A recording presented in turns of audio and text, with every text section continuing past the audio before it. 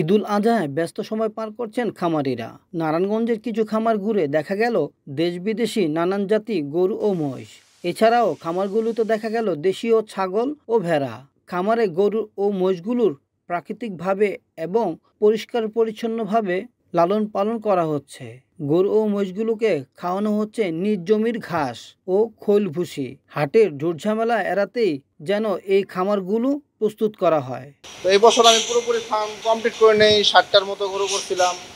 তো রোজার মধ্যে কিছু গরু সেল করছি। তো তারপর থেকে কোরবানিদের বুকিং শুরু হয়ে যায়। তো তার মধ্যে আমি রোজার মধ্যে কিছু গরু সেল করছি।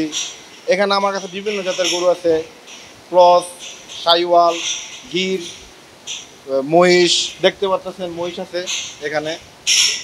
আমার কোম্পানি আমার নিয়ে খেতে রেখে দিয়েছে জমিন, ওই জমিনে নিজেরা চাষ করে নিজেরা ঘাস কাটিয়ে আনি। আমার এখানে এই জায়গায় আছে আমার সাইওয়াল আছে 100, আবার সাইওয়াল কোরস আছে, আমার নেপালি কোরস আছে, আমার গির আছে। হ্যাঁ, দেশি গরু আছে। আমার দেশি গরু আছে আমার 15 থেকে 16টা আছে। NNTV, নারায়ণগঞ্জ।